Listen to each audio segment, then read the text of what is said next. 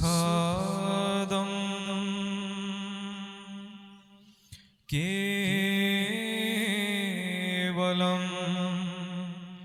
ज्ञानमूर्ति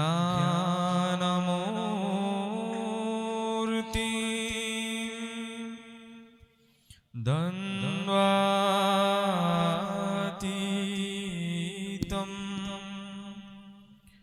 गगनसदृशं तत्त्वमस्यादिलक्ष्यम्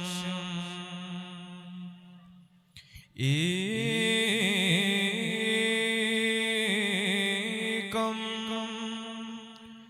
नित्यं विमलमसलं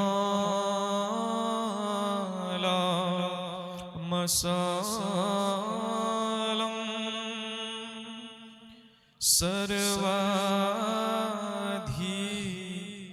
साक्षिभूतं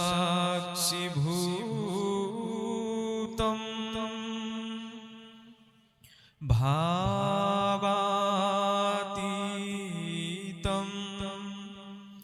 त्रिगुणारहितं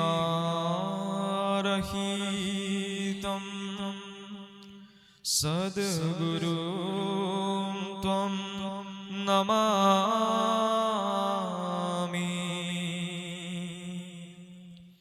नन्दास्तु कुसुमसाक्षात् यशोदा सत्यसन्धिका तनोजो शङ्कर नाम कलिकल्मष नाशका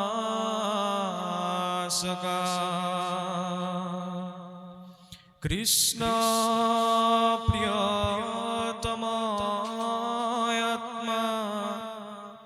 शंकर परमा गुरु इत्येहं प्रार्थये नित्यं सत्यं सत्यं पुनः पुनः वर्णानाम् अर्थसंहानाम् रसानां छन्दसामपि मङ्गलानां च कर्तारो वन्दे वाणी विनायको भवानी शंकर वन्दे श्रद्धा विश्वासरूपिणो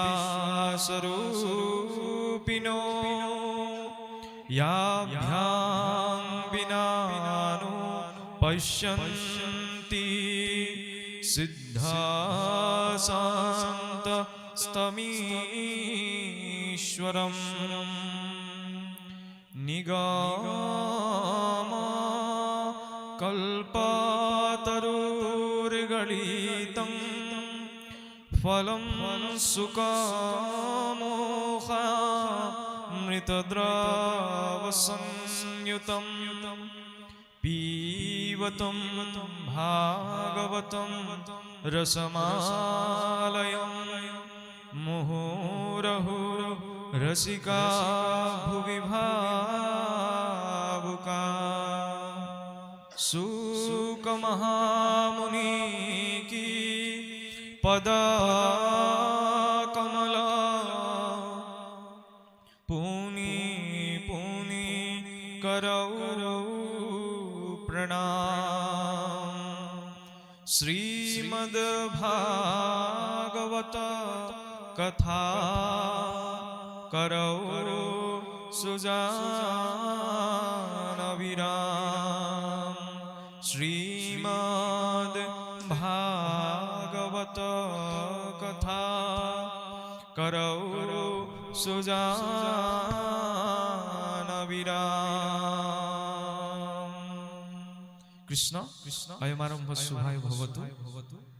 পোনপ্ৰথমতে ইষ্টগুৰু সমন্বিত ভক্ত হৃদয় নিকুঞ্জ মন্দিৰাধীশ্বৰ সাক্ষাৎ মন্মথস্বৰূপ যিজন তাপত্ৰয়ৰ বিনাশকৰ্তা, এই নিখিল বিশ্বৰ যিজন সৃজনকৰ্তা, সেই বস্তুকৃত কালকৃত স্বগত ভেদাতীত পৰিচ্ছেদ শূন্য ইষ্ট প্ৰভু শ্ৰী গোবিন্দৰ চৰণত সেৱা অৰ্পণ কৰাৰ লগতে আজি এই হাঁচৰা ঢেকিৰি গাঁৱৰ বৰনামঘৰত যি বৈকুণ্ঠৰ মহাশাস্ত্ৰ শ্ৰীমদ ভাগৱত পাঠ পৰ্যালোচনাৰ উদ্দেশ্যে তিনিদিনীয়াকৈ অনুষ্ঠান অনুষ্ঠিত কৰা হৈছে। সেই অনুষ্ঠানক লাগি আজি দ্বিতীয় বৈকুণ্ঠ স্বৰূপ স্থানত অদ্য বিৰাজিত হৈ থকা ভকত ভাগৱত আৰু ভগৱন্তৰ মধ্যসত্তা স্বৰূপ ঐতিহ্যমণ্ডিত শ্ৰী শ্ৰী সাতবাৰ সত্ৰৰ সন্মানিত পদ্মশ্ৰী সন্মানপাত্ৰ সত্ৰাধিকাৰ শ্ৰীযুত ৰেৱকান্ত মহন্ত প্ৰভুজনাকে প্ৰমুখ্য কৰি ডেকা সত্ৰীয়া শ্ৰীযুত বিপিন চন্দ্ৰ মহন্তদেৱ আৰু বৈকুণ্ঠৰ পাৰিষদ স্বৰূপ আপোনাৰ ভক্ত বৈষ্ণৱবৃন্দ, আসনাধীষ্ঠ সুকব্যাস স্বৰূপ পাঠকী প্ৰভুসকল, ব্ৰজৰ গোপী সদৃশ আই মাতৃসকল, গোবিন্দৰে নিত্য সংগী গোপবালক স্বৰূপ যুৱবন্ধুসকল সমন্বিতে আজি এই অনুষ্ঠানটিৰ জৰিয়তে এই স্থানত প্ৰজ্বলিত হোৱা ভক্তি প্ৰদীপ গছিৰ ইন্ধন স্বৰূপ সমূহ কাৰ্যকৰ্তা আৰু কৰ্মকৰ্তাসকল সহিত সবাৰে অগ্ৰগামী সেৱা জনোৱা হৈছে। আজি যদিও আমি আপোনাৰ খবৰ অগ্ৰত শ্ৰীমদ ভাগৱতৰ পাঠ পৰ্যালোচনাৰ বাবে আসন গ্ৰহণ কৰা হৈছে, সেই সম্পৰ্কত আমাৰ দুআষাৰ ৰখাৰ প্ৰাক মুহূৰ্তত এই কথা স্বীকাৰ কৰিবই লাগিব যে আমি ইয়াত শ্ৰীমদ ভাগৱতৰ পাঠ পৰ্যালোচনা কৰাৰ বাবে অসমৰ্থ, কিয়নো শ্ৰীমদ ভাগৱতৰ পাঠ ব্যাখ্যা ইতিমধ্যেই স্বয়ং পূৰ্ণ। আমি আজি যি অনুষ্ঠান আয়োজিত কৰিছোঁ এই অনুষ্ঠানটি মাত্ৰ নুবুজা কথাখিনি বুজিবলৈ, নজনা কথাখিনি জানিবলৈ, সংশয় থকাৰ কথাখিনি সংশয় আঁতৰাবলৈহে। আমি কোৱা কথাখিনি ব্যাখ্যা এই কাৰণেই বুলিব নোৱাৰোঁ কাৰণ আজি আমি নিজৰ মন মগজুৰে যিখিনি ঢুকি পোৱা গৈছে তাৰ আধাৰতহে আমি কিবা এটা ক'ব পাৰিম, তাতোতকৈ অধিক একো ক'ব পৰা নাযায়। ভাগৱতত বিভিন্ন দৃষ্টিৰে বিভিন্ন অৰ্থ আছে, সেইবাবে কোৱা হৈছে যে ইটো মহাভাগৱত বেদ বেদান্তৰু তত্ত্ব, নানা অৰ্থ আছে জানায়াত,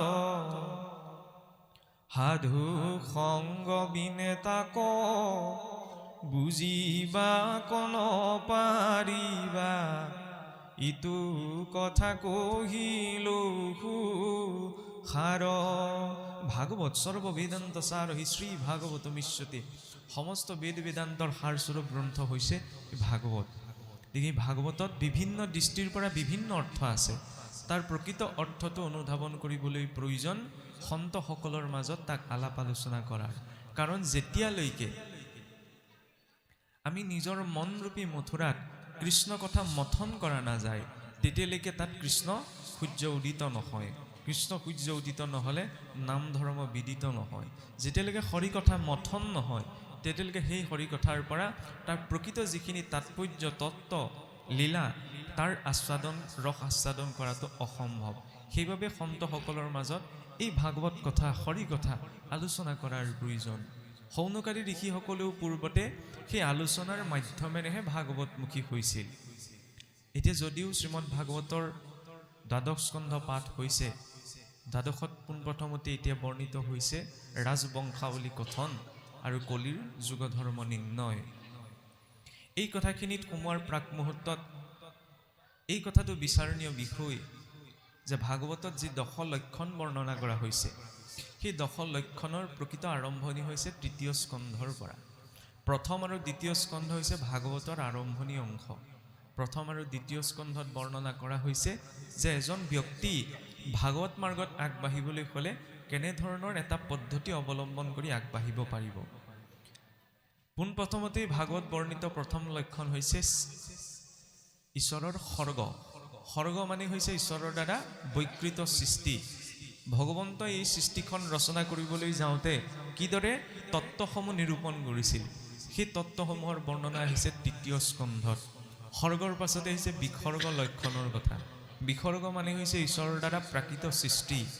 ভগৱন্তই কিদৰে বিভিন্ন জীৱ শৰীৰ এই সমস্ত অনন্ত কোটি ব্ৰহ্মাণ্ডৰ জীৱগণক সৃষ্টি কৰিলে সেই সম্পৰ্কিত বৰ্ণিত হৈছে বিসৰ্গ লক্ষণত। স্থিতি, এই জগতখন ক'ত স্থিত হৈ আছে, উটি সৃষ্টিৰ আদিৰ পৰা বৰ্তমানলৈকে কি ধাৰাৰে এই সৃষ্টি প্ৰৱৰ্তন হৈ আছে। মন্বন্তৰ 14জন মনুৰ সাপেক্ষে সংসাৰত ঈশ্বৰৰ লীলাসমূহ ভিন্ন হয়। গতিকে প্ৰতিজন মনুৰ শাসনকালত প্ৰতিটো মন্বন্তৰ সাপেক্ষে ঈশ্বৰৰ লীলাসমূহ কি, সেই বিষয়ে আছে ভাগৱতত। ঈশানু কথা সহজ অৰ্থত ভাগৱত বুলিলেই বুজা যায় ভগৱানস্য লীলা কীৰ্তনম ইদম ভাগৱতম, য'ত ভগৱন্তৰ লীলা কীৰ্তন কৰা হৈছে। ইয়াক কোনে জানিব পাৰিব? আজি যিদৰে ভাৰতবৰ্ষৰ সাংবিধানিক মুৰব্বী হৈছে ৰাষ্ট্ৰপতিগৰাকী। ৰাষ্ট্ৰপতিগৰাকীয়ে দিনটোত কি কৰে কি নকৰে এইখিনি কোনে জানে? সাধাৰণ প্ৰজাসকলে নাজানে। যিসকল ব্যক্তি তেওঁৰ সৈতে জড়িত সেইসকলেহে জানে। ভাগৱতত কাৰ কথা কোৱা হৈছে? সমস্ত বিশ্ব ব্ৰহ্মাণ্ডৰ অধিনায়ক ভগৱন্ত কৃষ্ণৰ কথা। ইয়াক কোনোবাই কলে বুলিয়ে জানিব নোৱাৰে।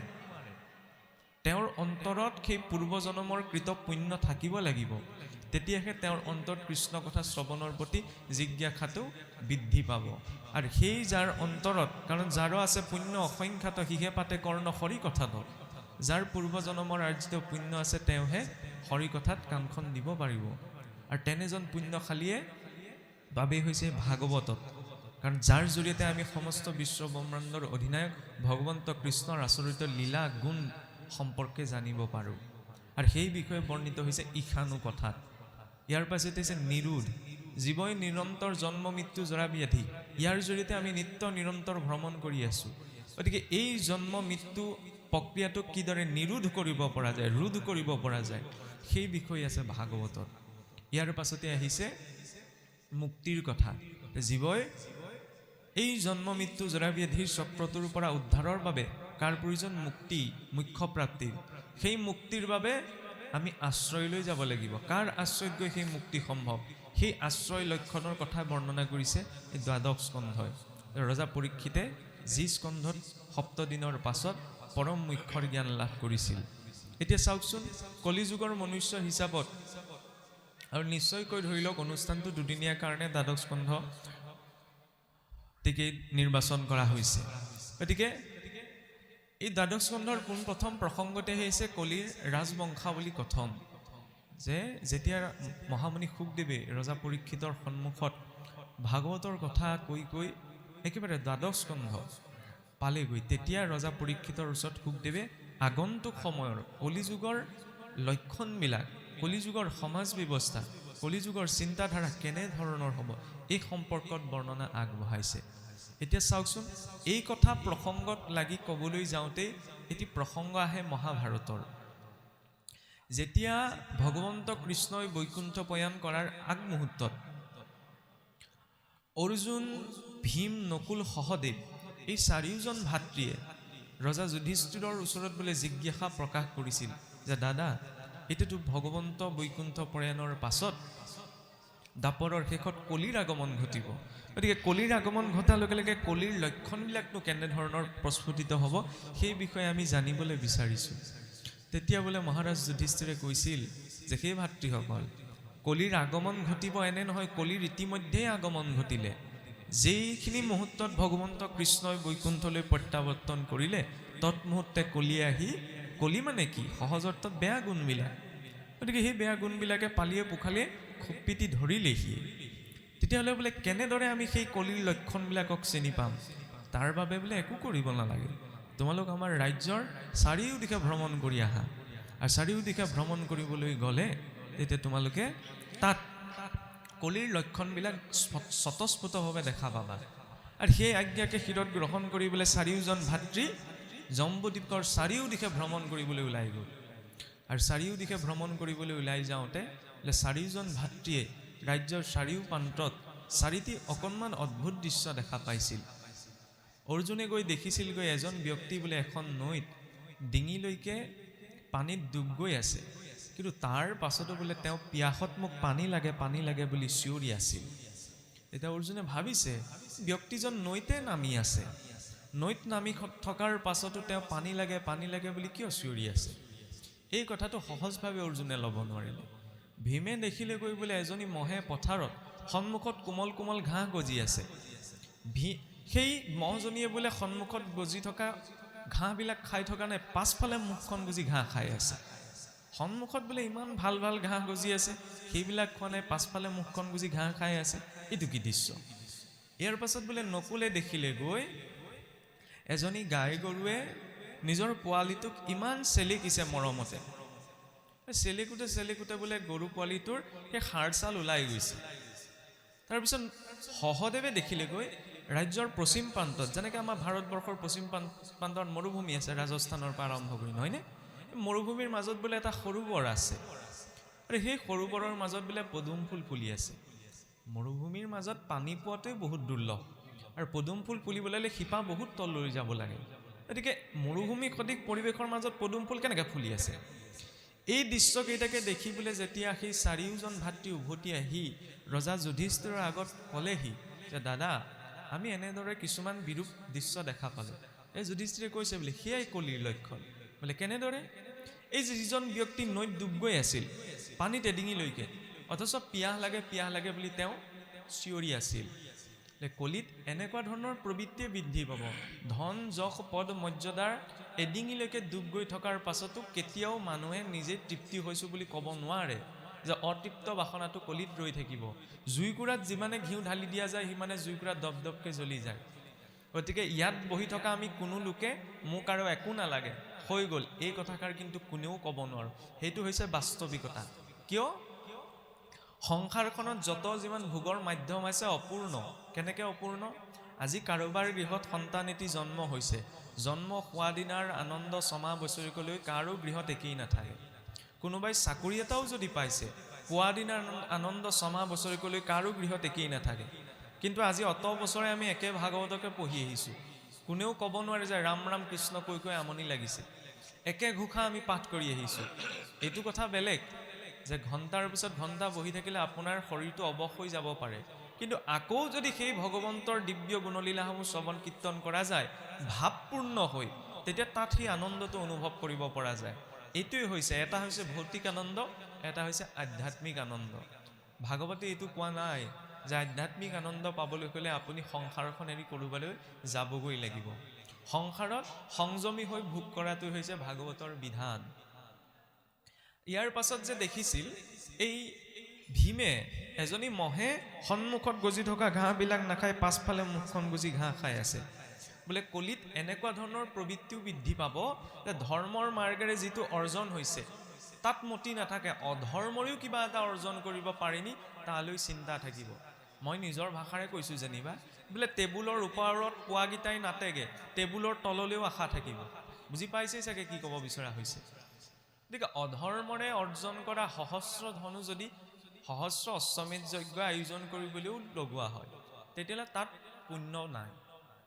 আৰু সংসাৰত তাপিত হৈ অৰ্জন কৰা সামান্য এটি ৰতিও যদি ঈশ্বৰৰ কৰ্মৰ অৰ্থে অৰ্পণ কৰা হয়, সিও মহাপুণ্য হয়গে। সংসাৰত তাপিত তেওঁ হ'ব লাগিব।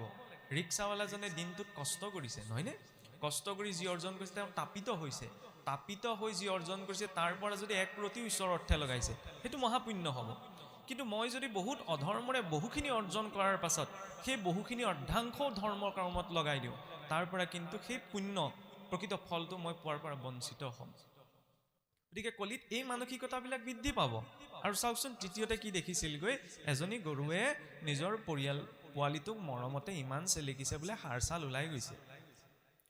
এতিয়া বোলে কলিযুগত এই ৰজাসকলেও বুজি ল'ব লাগিব আৰু নিজৰ মতে, নহয়নে? ৰজাসকলেও বোলে প্ৰজাক মৰমৰ চলৰে চেলেকি হাড় ছাল উলিয়াই দিব। বৰ্তমান দেশকালৰ পৰিস্থিতি সেইটোৱেই। একেবাৰে শেষত যে সহদেৱে দেখিছিলগৈ এখন মৰুভূমিত পদুম ফুল ফুলি আছে। কলিত বোলে চাৰিওফালে যদিও অধৰ্ম বৃদ্ধি পাব, চাৰিওফালে হিংসা, নহয়নে, ধৰ্ষণ, বলাৎকাৰ, এইবিলাক কিমান জঘন্য কৰ্ম, এইবিলাক যদিও বৃদ্ধি পাব, তাৰ মাজতো কিন্তু ধৰ্ম থাকিব। তাৰ মাজতো কিন্তু ধৰ্মক ধৰি থাকিবলৈ সৎলোকৰ আবিৰ্ভাৱ হ'ব, তেওঁলোকে ধৰ্মক ধৰি ৰাখিব। আজি চাওকচোন গোটেই পৃথিৱীখনত চাবলৈ গ'লে কিমান অপ্ৰীতিকৰ অশান্তি পৰিস্থিতি নহয়নে? তাৰ মাজত কিন্তু আমি অসমীয়াসকল বহুত সুৰক্ষিত হৈ আছো। বিশেষকৈ যদি সাম্প্ৰতিক পৰিস্থিতিৰ লগত মিলাই যদি আমি ক'বলৈ যাওঁ, চাওকচোন আজিৰ পৰা 2 বছৰ আগত 2-1.5 বছৰ আগত কৰোনাৰ সময়ত যিটো পৰিস্থিতি সৃষ্টি হৈছিল আমাৰ অসমতো স্পৰ্শ কৰিলে, কিন্তু আপোনাৰ মোৰ বংশ পৰিয়ালত ইমান হাহাকাৰ নালাগিল যে নাখাই নবৈ কোনোবা মৰিব লগা হ'ল, নাখাই নবৈ কোনোবা বহুত আমাৰ অসমীয়া মানুহেতো আপোনাৰ কি ক'লে আগফালে নোলায়, পাছফালে ধৰি লওক ওলাই পেলাই কথা পাতি সেই দিনকেইটা পাৰ হৈ গুচি গ'ল, হয়নে? কিন্তু বাকী বিশ্বত যিটো পৰিস্থিতি সৃষ্টি হ'ল, দিল্লীত অক্সিজেনৰ এটা চিলিণ্ডাৰ কিনিবলৈকে 7,000-8,000 টকা খৰচ কৰিব লগা হ'ল। আপোনাৰ মোৰ বাবে ইমানখিনি কষ্টকৰ পৰিস্থিতি সৃষ্টি নহ'ল কিয়? অন্তত মানুহখিনি যেনে তেনে পাকে প্ৰকাৰে হ'লেও ঈশ্বৰমুখী কৰাৰ ব্যৱস্থাটো আছে, সেইবাবে ঈশ্বৰমুখী ব্যৱস্থাটো লাগে। যদিও কলিক অধৰ্মৰ যুগ বুলি কোৱা হৈছে, কিন্তু তাৰ মাজতো যদি ধৰ্মক ধৰি ৰখা হয় তেতিয়া সেইজন ব্যক্তিয়ে বাহ্যিক ৰূপত কলিযুগত থাকিলেও আন্তৰিকভাৱে সত্য যুগৰ দৰে এটা জীৱন যাপন কৰিব পাৰে। সত্য যুগ মানে য'ত পবিত্ৰতা আছে, য'ত দিব্যতা আছে, য'ত সংযম আছে, হয়নে? গতিকে আমাক কেনেকুৱা জীৱন লাগে? এটা শুদ্ধ সাত্বিক জীৱন, আৰু সেই শুদ্ধ সাত্বিক জীৱন প্ৰদানৰ বাবে ভাগৱতৰ মাৰ্গদৰ্শন। আৰম্ভণিতে কি ক'লে? ভাগৱতত পদ, যশ, মৰ্যাদা, মান, সন্মান, বিত্ত এইবিলাক পোৱাৰ কথা নাই। পৰীক্ষিত মুখ্য কথা 12 স্কন্ধৰ, ৰজা পৰীক্ষিতৰ মুখ্য কথা। ৰজা পৰীক্ষিতে কি পাইছিল? মৃত্যুৰ বাবে অভিশাপ, মৰিবলৈ অভিশাপ পাইছিল, কিন্তু সেই মৃত্যুকো ৰজা পৰীক্ষিতে মুখ্যলৈ ৰূপান্তৰ কৰিব পাৰিলে। কিয়? এনেতো নহয় যে 7 দিন 7 ৰাতি ৰজা পৰীক্ষিতে ভাগৱত শুনাৰ পাছত তক্ষক তেওঁৰ ওচৰলৈ অহা নাই, তক্ষকে তেওঁ দংশন কৰা নাই। আমি সকলোৱে জানো যে 7 দিন 7 ৰাতি ভাগৱত শ্ৰৱণ কৰাৰ পাছতো ৰজা পৰীক্ষিতৰ ওচৰলৈ কিন্তু তক্ষকৰ আগমন ঘটিছে, আৰু সেই তক্ষকে দংশন কৰিলতে কি হৈছে? ৰজা পৰীক্ষিতে শৰীৰ এৰিছে। তেতিয়াহ'লে মৃত্যুটোক আঁতৰাব পাৰিছে জানো? ভক্তি এই কাৰণে কৰা নাযায় যে মোৰ জীৱনত যিমানখিনি গ্ৰহ দুখ, কাল দুখ, দৈৱ দুখ আছে এইবিলাক মোৰ জীৱনৰ পৰা আঁতৰি থাকিব। কাৰণ আমাৰ সৰহসংখ্যক মানুহৰ মনৰ চিন্তাটো হৈছে কি? ধৰ্ম এইকাৰণেই কৰিব লাগে, ভক্তি এইকাৰণেই কৰিব লাগে যে জীৱনৰ দুখখিনি আঁতৰি থাকে। সেইকাৰণে ভক্তি কৰা নাযায়। ভক্তি কিয় কৰা যায়? যে জীৱনত যিমানখিনি দৈৱ দুখ, কাল দুখ এইবিলাক কি? নিজৰ কৰ্ম সংস্কাৰ, যিবিলাক পাব লগা আছে সকলো আহক জীৱনলৈ, কিন্তু মোক বিচলিত কৰিব নোৱাৰে, সেইকাৰণে ভক্তি কৰা যায়। নহ'লে চাওকচোন ভক্ত প্ৰহ্লাদ নিজৰে পিতৃৰ পৰা 5 বছৰ বয়সতে ইমানখিনি কষ্ট পাইছে, তাৰ 1% কষ্টও আপুনি মই জীৱনত পাইছোঁ বুলি ক'ব পাৰোঁনে? আজিকালি ল'ৰা ছোৱালীৰ দৰে বোলে 24 ঘণ্টা মোবাইলটোকে চাই বহি থাকে, সেইকাৰণে বোলে দেউতাকে গালি পাৰিলে, দেউতাকে শাস্তি দিলে, তেতিয়া অকণ বুজিবলৈ ৰাস্তা এটা আছে। ঈশ্বৰ ভক্তিহে কৰিছিল 5 বছৰ বয়সতে। আমাৰ কি হয়? অকণমান দুখ এটা পালে কণা ভগৱানটোৱে মুখে দেখিলেগৈ চিধাই আমি ভগৱন্তক দুখ দিওঁ। ভক্ত ধ্ৰুৱ জম্বুদ্বীপৰ অধিপতি ৰজা উত্তানপাদৰ সন্তান, নিজৰ দেউতাকৰ কোচতে উঠিবলৈ নিদিলে সুৰুচি মাতৃয়ে, নহয়নে? সতিনীৰ সন্তান বুলি আঁতৰাই পঠালে। সেই দুখতে ভগৱন্তক বিচাৰি ভক্ত ধ্ৰুৱই গৃহ ত্যাগ কৰি গুচি গৈছে। 5 বছৰ বয়সতে সেই ভক্ত ধ্ৰুৱই যিমানখিনি দুখ পাইছিল তাৰ 1% জানো আপোনাৰ মোৰ জীৱনত আছে? নাই। বিপ্ৰ দামোদৰ ঈশ্বৰৰে সখা, সুহৃদ, খাবলৈ এমুঠি চাউল নাই, আপুনি মইতো দুবেলা দুমুঠি পাইছোঁ, 2-3 দিন কেতিয়াবা নোখোৱাকৈ পাৰ হৈ যায়। ৰজা অম্বৰীশ, ৰজা হৰিচন্দ্ৰ, চাওকচোন হৰিচন্দ্ৰৰ কথাটো আমি সকলোৱে জানো। ঈশ্বৰ ভক্তিহে কৰিছিল, একো যজ্ঞ কৰ্ম কৰা নাই, একো কৰ্মকাণ্ড কৰা নাই। গতিকে ভক্তি কৰাটো আমি যদিও কৈ থাকোঁ যে আটাইতকৈ সহজ, কিন্তু সহজ নহয়। ভক্তি কৰাটো আটাইতকৈ টান। কৃষ্ণ বুলি ক'লে সকলো হৈ নাযায়, তেওঁৰ প্ৰতি বিশ্বাসটোতো লাগিব, দৃঢ়তাটোতো লাগিব, নহয়নে? সেই বিশ্বাসকে প্ৰতিপন্ন কৰিবলৈ গৈ চাওকচোন ৰজা হৰিচন্দ্ৰ ভয় খুৱাই দিয়া নাই দেই, যে নিজৰ পুত্ৰক ত্যাগ কৰিব লগা হৈছে, পত্নীক ত্যাগ কৰিব লগা হৈছে, ৰাজ্য এৰিব লগা হৈছে, শ্মশানত গৈ চাণ্ডালৰ বৃত্তিও ধাৰণ কৰিব লগা হৈছে। কিন্তু ইমানখিনি কষ্ট পোৱাৰ পাছতো তেওঁ যে স্থিৰে থাকিল, তেতিয়া তেওঁলোকৰ জীৱনত এনেকুৱা কি আছিল? কাহানিও ভক্ত প্ৰহ্লাদ, ভক্ত ধ্ৰুৱ, ৰজা অম্বৰীশ, ৰজা হৰিচন্দ্ৰ এইসকল মহান মহান ভক্তই জীৱনটোক লৈ কাহানিও বিলাপ কৰা নাই যে হাই কণা বিধিয়ে মোৰ জীৱনত কি লিখিলে, হাই ভগৱন্তই মোৰ লগত এনেকুৱা কিয় কৰিছে। মনুষ্যক কিয় লাগে? সেই আন্তৰিক শক্তিটো, যাতে জীৱনত যেনেকুৱা পৰিস্থিতিয়ে নাহক তেওঁৰ প্ৰতি যাতে বিশ্বাসটো ভাগি নাযায়। আমি কৈ থাকোঁ যে বিশ্বাসে মিলয় হৰি তৰ্কে বহু দূৰ, শুনিবলৈ একেবাৰে সহজ, কিন্তু বিশ্বাসটো আটাইতকৈ গভীৰ বস্তু। কেনেকৈ চাওকচোন, আজি যদি আপোনাক সোধা হয় আপোনাৰ যি পিতৃ মাতৃ, আপুনি চকুৰে দেখিছেনে যে সেয়া আপোনাৰ পিতৃ মাতৃ? আপুনি মই কোনেও ক'ব নোৱাৰোঁ, কাৰণ আমাক পৰিচয় দিয়া হ'ল, মাতৃহে জানয় কাৰো বীৰ্যে পুত্ৰ। মাতৃয়ে সন্তান জন্ম হোৱাৰ পাছত যেতিয়া জনা বুজা হয়, পৰিচয় কৰাই দিয়ে যে এয়া পিতৃ, এয়া ভাতৃ, এয়া খুৰা, এয়া খুৰী, পৰিয়ালৰ যিখিনি সম্বন্ধ, নহয়নে? শাস্ত্ৰ হৈছে জননী স্বৰূপা, শাস্ত্ৰই দেখুৱাই দিয়ে ঈশ্বৰ কোন। আৰু তাৰ বাবে ভাগৱত মাৰ্গত পোনপ্ৰথম প্ৰয়োজন কি? ভাবুকতা। সেইবাবে ভাগৱতৰ ভবৰ্ণই কৈছে ভাবুকতাৰ কথা, ভকাৰম ভাবুকম জ্ঞেয়ম। ভাবুকতাটো অবিহনে কোনেও ধৰ্ম মাৰ্গত আগবাঢ়িব নোৱাৰে। গকাৰম জ্ঞানম উদ্ভৱম, সেই ভাবুকতাটো আহিলে জ্ঞান আহিব। সেই জ্ঞান কি? সাংসাৰিক জ্ঞান নহয়, ৱকাৰম বৈষ্ণৱী জ্ঞানম। সেই বৈষ্ণৱী জ্ঞান লাভ কৰিলেনো কি লাভ হ'ব? তকাৰম তত্ত্ব ভাৱকম, সেই তত্ত্ব জানি জীৱ তৰি যাব পাৰিব। আৰু ভাবুকতাটো এনেকুৱা এটা বিষয়, ঈশ্বৰৰ সন্মুখত যে সজাই থোৱা আছে নৈবেদ্যৰ ঠগীখন, তাৰ পৰা বুটমাহ মগুমাহ ফল মূল খাবলৈ ঈশ্বৰ নাহে, কিন্তু কিয় অৰ্পণ কৰা হয়? সেই নৈবেদ্যৰ ঠগীখনে ভক্তজনৰ ভাৱটোক বুজায়। আৰু যি ভাৱেৰে ভক্তজনে নৈবেদ্যৰ ঠগীখন আগবঢ়াইছে, সেই ভাৱক যেতিয়া ভগৱন্তই গ্ৰহণ কৰে, তেতিয়া সেয়া প্ৰসাদ হৈ পৰে। ভক্তি মাৰ্গতো পোনপ্ৰথম প্ৰয়োজনীয় বস্তু হৈছে কি? ভাৱ। সেইবাবে কোৱা হৈছে ভাৱগ্ৰাহী জনাৰ্দন। ঈশ্বৰৰ প্ৰতি কি ভাৱ আছে, সেইটোহে ঈশ্বৰে আমাক বিচাৰে। উদাহৰণ চাওকচোন, যেতিয়া ভগৱন্ত কৃষ্ণই পঞ্চ পাণ্ডৱৰ হৈ, কাৰণ মহাভাৰতৰ যুদ্ধ ভগৱন্তইও বিচৰা নাছিল, পাণ্ডৱেও বিচৰা নাছিল, কিন্তু যেতিয়া যুদ্ধৰ পৰিস্থিতি একেবাৰে বাধ্যবাধকতাত গুচি আহিল, তেতিয়া ভগৱন্ত কৃষ্ণই পঞ্চ পাণ্ডৱৰ হৈ দুৰ্যোধনৰ ওচৰলৈ সন্ধি কৰিবলৈ গৈছে। আৰু সন্ধি কৰিবলৈ যাওঁতে আমি মানুহৰ আমাৰ চিন্তাটো কেনেকুৱা? ক'ৰবাত যদি মই থাকিবলৈ যাওঁ, তেতিয়াহ'লে ক'ৰবাত যদি থাকিব লগা হয়, তেতিয়া মনুষ্য বুদ্ধিৰে মই কি ভাবিম? যে তাত মোৰ থকাৰ সা সুবিধাখিনি আছেনে নাই, খোৱা বোৱা গা পা ধোৱা। সহজ ভাৱত কৈছোঁ এইখিনি কথা, ইয়াত কোনো কঠিনতা নাই, যে নিজৰ সা সুবিধাখিনি প্ৰথমতে চাম। কিন্তু ভগৱন্তই কি দেখুৱাইছে? নিজৰ সকলো সা সুবিধা থকাৰ পাছতো যদি তাত ভাৱ ভক্তি নাই, মনুষ্যই সেই স্থান পৰিত্যাগ কৰিব লাগে।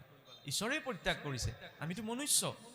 কাৰণ দুৰ্যোধনৰ ৰাজকাৰেঙত সকলো সুবিধা আছে, প্ৰয়োজনীয় সকলো সুখ স্বাচ্ছন্দ্য সেই ৰাজকাৰেঙত আছে, কিন্তু ভগৱন্ত গৈ পেলাই সেই দুৰ্যোধনৰ ৰাজকাৰেঙত থকাগৈ নাই।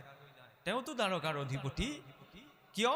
কাৰণ দুৰ্যোধনৰ সকলো সা সুবিধা থকাৰ পাছতো তাত ঈশ্বৰৰ প্ৰতি, ভগৱন্তৰ প্ৰতি বা দ্বাৰকাধীৰ প্ৰতি কোনো ভাৱ ভক্তি তাত নাই। গতিকে সেই ৰাজকাৰেং ত্যাগ কৰি তেওঁ কলৈ গৈছে? বিদুৰৰ ভগা পজালৈ। বিদুৰৰ ভগা পজা, বৰষুণ দিলে পানী পৰে, কিন্তু সেই ভগা পজাটোৰ ভিতৰত কি আছে? ঈশ্বৰৰ প্ৰতি ভাৱ আছে। ভগৱন্ত আগমন কৰাৰ লগে লগে বিদুৰৰ পত্নীয়ে যেতিয়া দেখিছে ভগৱন্ত সাক্ষাৎ জগতৰ ঈশ্বৰ দ্বাৰকাৰ অধিপতি ভগৱন্ত আহিছে বুলি, ইমান আত্মবিভোৰ হৈ পৰিল যে ঘৰখনত অতিথিজন আহিলে যেনেকৈ আমি সেৱা শুশ্ৰূষা, অতিথিক দিবলৈ একো নাই, ঘৰতে কল দুটামান আছিল, তাকে ভগৱন্তক নিবেদন কৰোঁতে বোলে কলৰ বাকলিটো গুচাই দিওঁতে কলটো পেলাই দিলে, বাকলিটো ভগৱানৰ হাতত তুলি দিলে। কিন্তু ভগৱন্ত যে ভক্তৰ ভাৱৰ অধীন, বাকলিটো ভগৱন্তই গ্ৰহণ কৰিছে। আমাৰ মানুহক কলৰ বাকলি এটা দি চাওকচোন, খেদা মাৰি যাব, দিবলৈ কোৱা নাই, কাৰণ আমাৰ চিন্তাবিলাক কেনেকুৱা। আৰু ঈশ্বৰৰ ইমান ভাৱ গভীৰ যে বাকলিটো দিলতো তেওঁ গ্ৰহণ কৰিছে। কিন্তু আমি ভকতি কৰিছোঁ, কেতিয়াবা কোনোবাই কিবা এটা সাধাৰণ কথা এটা এই কাক কথা ক'বলৈ আহিছে বুলি আমি খেদা মাৰি যাওঁ। তেতিয়াহ'লে সেই ভাৱটোত ভক্তি সম্ভৱ নহয়। ক'ব বিচৰা হৈছে সেইটো কথা। কাৰণ বৈষ্ণৱৰ ভক্তৰ প্ৰথম লক্ষণেই হৈছে ধৈৰ্য আৰু সহনশীলতা। সহনম সৰ্ব দুঃখানাম অপ্ৰীতিকৰ পূৰ্বকম চিন্তা বিলাপ ৰহিতম চাহ তিতিক্ষা নিগদ্যতে। বাহ্যিক ৰূপটোলে চাই কলিযুগত কোন ভক্ত ধৰিব পৰা নাযায়। গতিকে বৈষ্ণৱ আৰু ভক্তৰ আন্তৰিক লক্ষণটো কি? চাওকচোন, নৱম স্কন্ধত এটি প্ৰসংগ আহে, যেতিয়া বৈৱস্বত মনুৱে যজ্ঞ আয়োজন কৰিছিল, সেই যজ্ঞৰ শ্ৰেষ্ঠ ভাগটো কাক দিব, এইটো চিন্তা কৰি পেলাই নাৰদদেৱক সুধিছিল, হে নাৰদদেৱ, মই আয়োজন কৰা এই যজ্ঞৰ শ্ৰেষ্ঠ ভাগটো মই কোনজন দেৱতাক দিম, এই বিষয়ে আপুনি মোক নিৰ্বাচন কৰি দিয়ক। নাৰদদেৱ সকলো দেৱী দেৱতাৰ ওচৰত ভ্ৰমণ কৰি ফুৰে, গতিকে কোনজন আটাইতকৈ ভাল হ'ব, যাক মই যজ্ঞৰ শ্ৰেষ্ঠ ভাগটো দিব পাৰিম। তেতিয়া নাৰদদেৱক সুধিলত নাৰদদেৱে ক'লে, ভাবিলে মনতে যে মইতো সকলো দেৱী দেৱতাৰ ওচৰলৈ ভ্ৰমণ কৰি থাকোঁ, এতিয়া তাৰ মাজত যদি মই নিৰ্দিষ্ট এজনক নিৰ্বাচন কৰি দিওঁ তেতিয়া বাকীসকলে মোক ওলোটাই ধৰিব যে আপুনি মোৰ কথা কিয় নকলে। গতিকে নাৰদদেৱে মনতে সেইখিনি সময়তে ভাবিলে অকণমান ভৃগু ঋষিৰ প্ৰতি আক্ষেপ এটা আছিলে। ব্ৰহ্মাৰ সৃষ্ট 9জন প্ৰজাপতি, 9জন প্ৰধান ঋষি, এই 9জন প্ৰজাপতিৰ ভিতৰত ভৃগু ঋষিৰ আটাইতকৈ ডাঙৰ এটা বিশেষ লক্ষণ আছিল। ভৃগু ঋষিৰ বৃদ্ধ আঙ্গুষ্ঠিতে জ্ঞান চন্দ্ৰ আছিল। সেইবাবে বোলে ভৃগু ঋষিয়ে আনসকল ঋষি মুনিতকৈ অকণমান অধিক এখোজ আগুৱাই কিবা এটা ভাবিব চিন্তা কৰিব পাৰে। তেতিয়া নাৰদদেৱে ভাবিলে যে ভৃগু ঋষিক যদি এই দায়িত্বটো দিয়া হয়, তেওঁ অকণমান অভিমান বশত কোনোবা এজন দেৱতাৰ কথা কৈ দিব, তেতিয়া বাকীসকল দেৱতাৰ তেওঁ ৰোষত পৰিব। আৰু এই কথাকে ভাবি বোলে নাৰদদেৱে বৈৱস্বত মনুক ক'লে যে সেই মনু, তুমি ভৃগু ঋষিৰ ওচৰলৈ যোৱা, তেখেতৰ পদযুগলতে জ্ঞান চন্দ্ৰ আছে, আমাতকৈ তেওঁ অধিক চিন্তা কৰিব পাৰে, গতিকে সঠিক উত্তৰটো তেওঁহে দিব পাৰিব। আৰু তেতিয়া বৈৱস্বত মনু বোলে ভৃগু ঋষিৰ ওচৰলৈ গৈছিল। আৰু ভৃগু ঋষিক যেতিয়া ক'লে, তেতিয়া ভৃগু ঋষিয়ে মনতে ভাবিছে যে ইমানবিলাক ঋষি মুনি আছে, কাৰো ওচৰলৈ যোৱা নাই, মোৰ ওচৰলৈ আহিছে, মানে মোৰ জ্ঞানৰ পৰিমাণৰ কথা বৈৱস্বত মনুৱে বুজিব পাৰিছে। তেতিয়া বৈৱস্বত মনু ক'লে আপুনি চিন্তা নকৰিব, মই নিৰ্বাচন কৰি দিম। এতিয়া সকলো দেৱী দেৱতাৰ নিয়ন্ত্ৰণকৰ্তাৰ ৰূপত 3 গুণৰ 3জন দেৱতা আছে, ব্ৰহ্মা বিষ্ণু মহেশ্বৰ, নহয়নে? এই কথা আমি সকলোৱে জানো। সত্যগুণত বিষ্ণু, ৰজগুণত ব্ৰহ্মা, তমগুণত ৰুদ্ৰ। গতিকে এই প্ৰমুখ 3জন দেৱতাৰ ভিতৰতে কোনজননো শ্ৰেষ্ঠ, এইটোকে চিন্তা কৰি ভৃগু ঋষি পোনপ্ৰথমতেই গৈছিল বোলে ব্ৰহ্মলোকলৈ। কাৰণ ভৃগু ঋষি কাৰ পুত্ৰ আছিল? প্ৰজাপতি ব্ৰহ্মাৰ পুত্ৰ। গতিকে পুত্ৰই কি বিচাৰিব? নিজৰ দেউতাকে পিতৃলে অকণমান টান এটা থাকিব। গতিকে প্ৰজাপতি ব্ৰহ্মাকেই যজ্ঞৰ শ্ৰেষ্ঠ ভাগটো দিওঁ বুলি বোলে মনতে চিন্তা কৰি ব্ৰহ্মলোকলৈ গৈছিল। আৰু সেই ব্ৰহ্মলোকলৈ গৈ পেলাই ব্ৰহ্মাদেৱ বহি আছে, গৈয়ে সন্মুখত ভৃগু ঋষি বহি দিলেগৈ। তেতিয়া প্ৰজাপতিয়ে ভাবিলে যে ভৃগু ইমান জ্ঞানশ্ৰেষ্ঠ এজন ব্যক্তি, পিতৃৰ সন্মুখলৈ আহিছে, অন্ততঃ সামান্যকণ শিষ্টাচাৰো তেওঁ পাহৰি থাকিলে নে, যে কোনো সম্ভাষণ অভিবাদন নজনাকে আহি পেলাই চিধাই আসনত বহি দিছে। এই কথাটোকে দেখি ব্ৰহ্মাদেৱে মনটোতে অকণমান বেয়া পালে বোলে। তেতিয়া লাহেকে ভৃগু ঋষিলৈ পিঠি দি দিলে। তেতিয়া ভৃগু ঋষিৰো অকণমান খং উঠিল যে তুমি সৃষ্টিকৰ ব্ৰহ্মা হয়, তুমি এই সামান্য কথাটোতে যদি তুমি অকণমান মান অপমানৰ ভাৱটো তোমাৰ মনলৈ আহিছে, গতিকে তুমি কেনেকৈ শ্ৰেষ্ঠ হ'বা? তেতিয়া বোলে ভৃগু ঋষিও ব্ৰহ্মাদেৱক অভিশাপ দিছিল যে তুমি যি অভিমানৰ কাৰণে আজি মোলৈ পিঠি দিলা, সংসাৰত তুমি বোলে অপূজ্য হৈ থাকিবা। আৰু এই কথাটোত লাগিয়ে ভৃগু ঋষিয়ে সেইখিনিতে মনতে দুখ কৰি পেলাই ব্ৰহ্মলোকৰ পৰা গুচি আহিলে। ব্ৰহ্মাদেৱক শ্ৰেষ্ঠত্ব দিবলৈ গৈছিল, কিন্তু সেই কথাটো আচৰণটো দেখি পেলাই ভৃগু ঋষিৰ মনতে দুখ পালে। ইয়াৰ পাছত বোলে কৈলাশলৈ গ'ল। কৈলাশলৈ যাওঁতে দুৱাৰতে নন্দী ভৃংগীয়ে ৰাখিলে, বোলে প্ৰভু খন্তেক আপুনি ৰ'ব, ভিতৰত আই পাৰ্বতী আৰু মহাদেৱে বিশেষ এটি আলোচনাত আছে। তেতিয়া ভৃগু ঋষিয়ে কৈছে যে যোৱা, তোমালোকে কোৱাগৈ যে ভৃগু ঋষি আহিছে। তেতিয়া তেওঁ বাধা নিদিয়ে, সোমাই যাবলৈ দিব। কিন্তু খবৰটো দিয়াৰ পাছতো খন্তেক সময় অপেক্ষা কৰিবলৈ ক'লে। তেতিয়া ভৃগু ঋষিয়ে ভাবিলে, মই আহিছোঁ বুলি কোৱাৰ পাছতো মোক অপেক্ষা কৰিবলৈ কৈছে। তাৰপিছত বোলে কৈলাশলৈ সোমাই গ'ল। কিন্তু আই পাৰ্বতী আৰু মহাদেৱ বিশেষ এটি আলোচনাত থকাৰ বাবে বোলে ভৃগু ঋষিৰ উপস্থিতিৰ কথাতে ইমান গুৰুত্ব নাপালে। তেতিয়াও ভৃগু ঋষিয়ে মনটোতে ভাবিলে, মই আহিছোঁ, মোৰ কথা প্ৰতিচোন বিশেষ গুৰুত্বই নাই।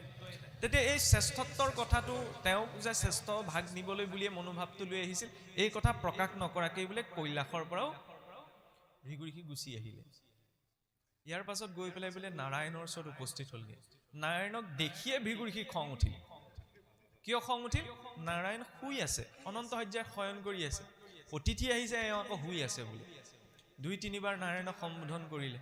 তাৰ পাছতো যেতিয়া বোলে নাৰায়ণে মাত দিলে, প্ৰভুৰেই লীলা, ক্ৰোধবশত গৈ পেলাই যে অতিথিৰ সৎকাৰৰ প্ৰতিয়ে তোমালোক দেৱতা বুলি সুৰাসুৰ নাগ গন্ধৰ্ব সকলোৱে তোমালোকক সেৱা কৰে, কিন্তু অতিথিৰ প্ৰতিয়ে তোমালোকৰ বোলে কোনো সম্ভাষণ অভিবাদন জনোৱাৰ সামান্যকণ শিষ্টাচাৰ নাই বুলি খঙতে গৈ পেলাই ভগৱান বিষ্ণুৰ বক্ষত গুৰ মাৰি দিলেগৈ।